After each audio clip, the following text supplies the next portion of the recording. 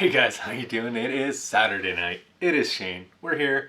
It's one shift at a time, and we're doing the weekly power rankings. I think I'm going to do a little something different this week. I was starting to think maybe, since the season's coming to an end, start doing a top 10 power rankings of the whole league. I might start to put those out on maybe a Monday or Tuesday. Let me know in the comments below if you think that's a good idea. So, starting off as usual, number 8, we got the Buffalo Sabres. I wish they were moving. I mean, they had a great start to the week. They won the first 2 games, then they lost the last 2. Taylor Hall now leads the way. He's got 17 assists. See if that improves his trade value at all. I'm not sure. Looks like they're already blowing things up in Buffalo, so I would be surprised if he doesn't go. Rumors are saying maybe Toronto. I've heard a couple different things. Let's see where he ends up. I've also heard Edmonton. How weird would that be to see him back in that jersey? Number 7 is going to be the New Jersey Devils. They've got to watch their butt here, or else Buffalo will actually finally pass them, because they only won the game so far this whole month, and it was over Buffalo. That's the only reason I kept them ahead of Buffalo. So they really need to turn things around. I don't know. I don't see a lot happening in New Jersey. Honestly, it looks almost a little more dire than Buffalo currently, but I mean, Buffalo still only has 9 wins, so that's saying something. Number 6 is going to be the Philadelphia Flyers. They had 2 wins over Boston this week, and then they also had 2 losses. One was to Boston, and the other one was to the New York Islanders. So just week. It's not enough to move them up. Much better than the week they had 2 weeks ago. And last week they were starting to improve things, but things are starting to look a little better than Flyers, but it's just not quite enough to move them up yet. We'll see how that goes. Number 5, we do have someone continuing to drop, and that is the Boston Bruins. This is definitely the lowest they've ever been. They're not even looking like the same team that started the season. At the beginning of the season, they looked like world beaters, and now they can barely beat Buffalo and New Jersey. So things need to change there quick. Otherwise, they're gonna be right down below the Flyers next week, which is probably pretty possible too. So let's see if they can turn it around. And that's going to bring us up to number 4 spot, where the New York Rangers are now sitting. This is definitely the highest they've been. Big wins, it seems. Either big wins or big losses. This week they had a big 8-4 win over Pittsburgh, a 4-1 win over the New York Islanders, then they had a 5-2 loss to the Penguins as well. But all in all, it's more positive than negative, hence they were moving up the list. Really liking to see the way New York's turning, because at the beginning of the season it looked like they were going to be fighting with Buffalo for last place. So again, really good to see New York turning around. Number 3 is going to be the Pittsburgh Penguins. Again, they had a big loss to the Rangers, but they bounced back with 2 wins over New York and New Jersey respectively. So also, Sid the Kid, I don't know, it seems weird calling him a kid at his age now, but Sidney Crosby is definitely heating up. He's got 31 assists for 47 points on the season. It's turning back into form there. That's going to bring us to number 2, the Washington Capitals and his rival Ovechkin. Man, is it fun. Every time you tune into a game, he's either breaking a record or moving up farther on the all-time scoring list. It's just really fun to watch right now. They do need to fight back, though. They had a bit of a tough week this week, and that didn't allow them to take over the top spot. But we'll see how it goes. See how they continue. Number 1 is going to be, as it has been for the last 3 or 4 weeks, the New York Islanders. I mean, they edged Washington 1-0, which is probably the main reason I gave them the first place. But they also had a win against the Flyers. But last night they had a big setback against the Rangers. Was the Rangers playing well? Were the Islanders playing bad? I'm not 100% sure. We'll see how it goes in the weeks coming up. But that's going to end the East. We'll see you off into the Central. Alright, here we are in the Central. And we have a new number 8, the Blue Jackets. Man, they played so bad they actually got below Detroit here. So, the Red Wings move up and the Blue Jackets move down. They did beat the Lightning 4-2 this Saturday, but that was the only win they have this month. So, that's going to drop them. Also, Borkstrand leads the team with only 32 points. I mean, there's quite a few players that have more goals than the leading point getter on Columbus. So they are going to drop to 8th. That's going to bring us to number 7, the Red Wings. They moved up, but not too much. Can't get crazy now. Freshly out of 8th place here. We'll see how it goes. They had some big wins over Tampa and Carolina this week. So big wins over big teams. But losing 2 to Nashville is not great. So I mean, we'll see how they go, if they can continue to move up or not. But again, a little too late for Detroit. I don't think they're making the playoffs here. This is a 3-team race, and then there's a little bit of a race for 4th place. But we'll get into that. Number 6 is the Blackhawks. They went 2-2 this week, so not a horrible week. But losing to Dallas and Nashville hurts. But then they did beat Columbus and then Dallas. So it's not bad, but Nashville is warming up. So if they're not careful, they're going to drop out of this race. Number 5 is the Dallas Stars. They might, as I said, they're not going to catch the top 3. The top 3 are pretty much set in this division, but they are right in the running for that last playoff spot. They are 5 points behind Nashville, but they do have 3 games ahead. So if they can turn those into 6 points, they're ahead. If they can't, they're going to probably find themselves on the outside looking in. Number 4 is the Nashville Predators. They're turning it around. They had those couple bad weeks. Last week was not so bad. This week is starting to look good again. So this is a very important stretch. We're going to see, this is a make it or break it time. See if they can hold off the Dallas Stars or not. They did win all 3 to start the week before dropping to the Lightning 3-0 tonight. Losing to the Lightning isn't really that big a deal, though. Then we have the Florida Panthers, and they have dropped out of first place, and a 3-game losing streak will do that for you. They lost 2 to Carolina and 1 to Dallas, so they better watch out. I mean, again, I think they're pretty safe in their positions, barring some catastrophic breakdown. But we'll see. It seems that 2 weeks ago they had a bad week. Last week they had a good week.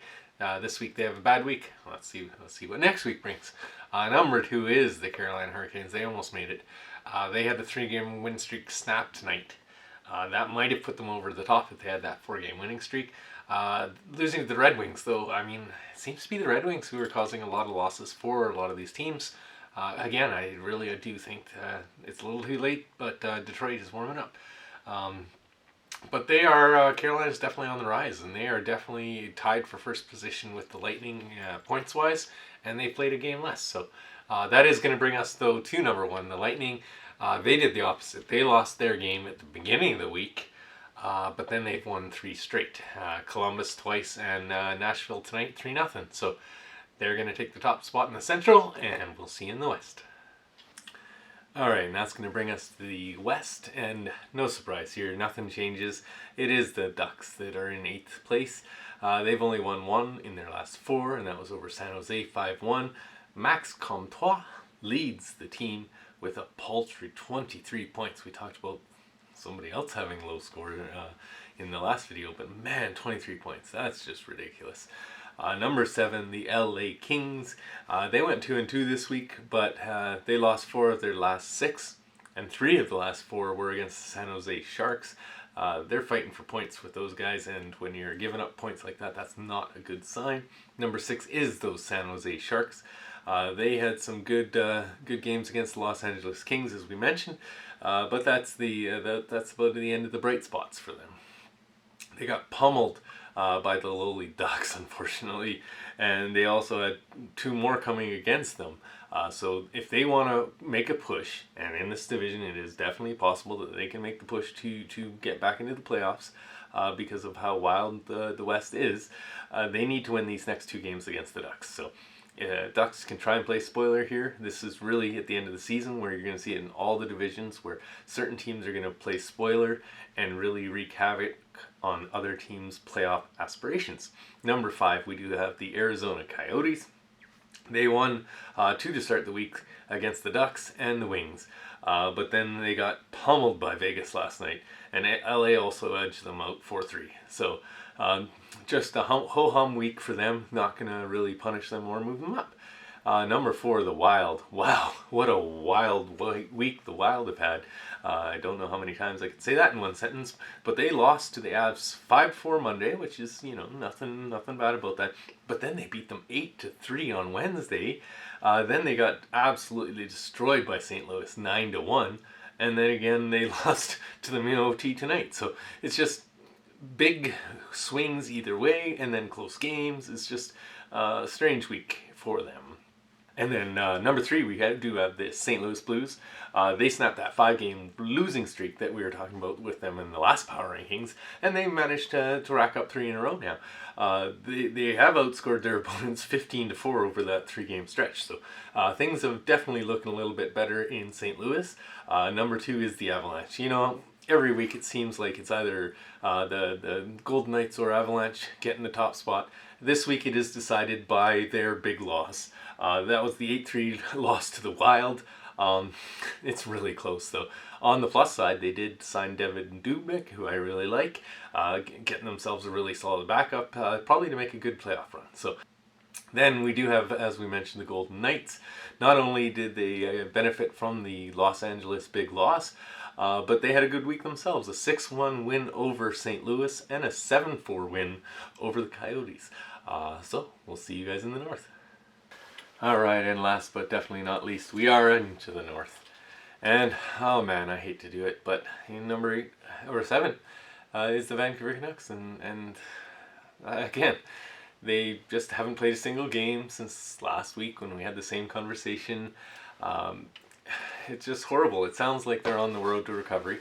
They're not out of this thanks to Montreal's losses. I thought they were out almost last week because Montreal was playing so well, but depending on how Calgary can do against Montreal, I mean, they both can't get 2 points per game, so they're not totally out of it yet. So there is a bit of a silver lining for them, but again, I just hate to keep them in 7th, but I can't really do anything more when they're not playing games. Number 6 is the Ottawa Senators. Man, the Sens tried.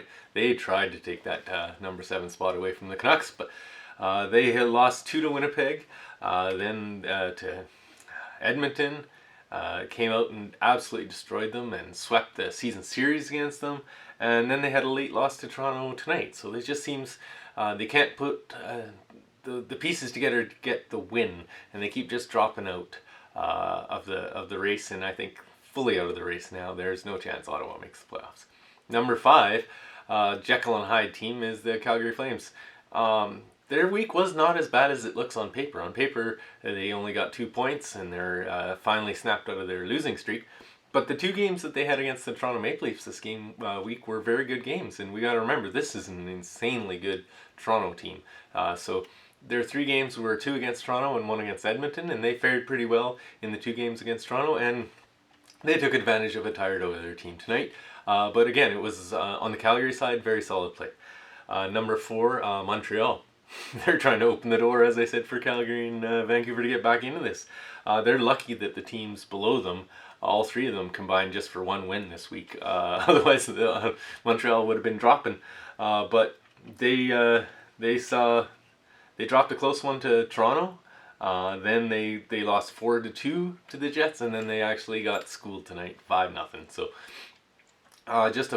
things just seem to be going from bad to worse in Montreal. They really need to turn around. Then number 3, we do have the Edmonton Oilers. They went 2-2 this week, which doesn't sound too bad. They went in and took care of business and got those 2 wins in Ottawa to sweep the season series. That's the good part. The other part of the week was a little more concerning. They are definitely having trouble with Montreal. They lost again to Montreal to start the week off, and then they came in to Calgary just absolutely bag-tired. Especially in the 3rd period, it didn't really look like there was much jump there. So just a bit of a concerning losses this week. But I think the Oilers are still in a good place, but they can't be doing things like this once playoff time starts. Number 2, we do have the Jets, and they won all their games this week.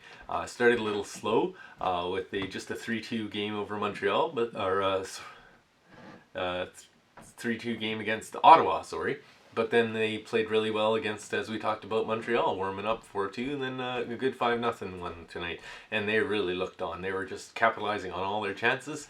Winnipeg, again, is heating up at the right time. Number 1, speaking about hot, wow, the Leafs. They're on another 6-game winning streak, and they are definitely firing on all cylinders. We got Matthews and Marner hitting 50 points tonight. We've got Morgan Riley playing some really good D, as well as some of their other D core. And then Campbell. Well, how can you say about Campbell? He set the NHL record tonight with his 12th win to start the season. The former record went to Carey Price with 11. So just scary It's going to be hard for anyone to take out Montreal from advancing into the playoffs out of the North Division.